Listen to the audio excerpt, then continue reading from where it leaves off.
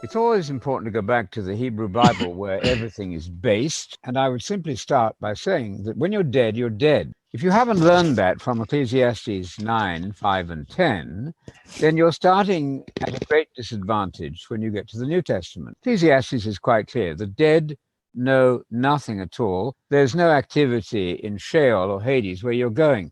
That ought to be very clear to people. Jesus himself believed that when he said on another occasion, Lazarus is sleeping, and they thought he meant ordinary sleep. And he said, no, Lazarus is dead. So please get that clear. When you're dead, you are not doing anything. You're not thinking anything, not praising God. You're dead, pending resurrection. So to resurrect yourself, literally, is absolutely impossible in the Bible. And in that very passage, it says in the next verse or so, when Jesus was raised from the dead, what we call a divine passive, Jesus was raised by God from the dead. So obviously he didn't raise himself. You don't want to use one verse where certainly there's some figurative language going on about the temple of his body. Do not use that to overturn the evidence of the rest of Scripture.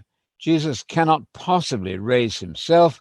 He has the authority to be raised from the dead. God gives him that authority because God raised him from the dead. He's authorized to do it. It's simply a very wooden Western way of approaching the Bible to take one verse to contradict the rest of the Bible. And there are passages where the prophet is said to do what God tells him to do. In other words, God is doing something and the prophet does it. So that's not difficult at all, provided you're not going to use one verse to contradict 99% of the rest of the evidence. So that would be my advice there. When you're dead, you're dead. You cannot raise yourself from the dead. God raised Jesus, resurrected him on Sunday, died on Friday, rose on Sunday. And that's the simple story of how Jesus' history worked out. I am laying down my life so I may take it up again. Well, it's a matter of authority. God has, of course, authorized him to die, to rise from the dead. But as I pointed out earlier, you cannot, when you're dead, do anything since the dead know nothing at all. If you don't grasp that in Ecclesiastes 9, 5, and 10, you're really missing out on the whole issue in the Bible of what man is. He's not an immortal soul in a body. We are conditional immortality people. We simply believe, as Daniel 12:2 says it so well, and Jesus believed this, that many of the dead are sleeping in the dust of the ground. They're going to awake. That is the standard, ubiquitous view of death and resurrection in Scripture. So we don't want to use one or two verses in John to contradict that, I suggest. So he's not God. You cannot raise yourself from death. So if they're going to be scientific with all of these doctrinal issues, they must do some research. And they'll find that the official view is that the human personality of Jesus was replaced by a divine personality. His human personality is what they call anhypostatic. It doesn't have a personal center because you can't have two personal centers. Think about this. You can't be two persons at the same time. And if the real essence of Jesus is the God person, the God the Son in him, that destroys the human nature. And that's really what the doctrine proposes.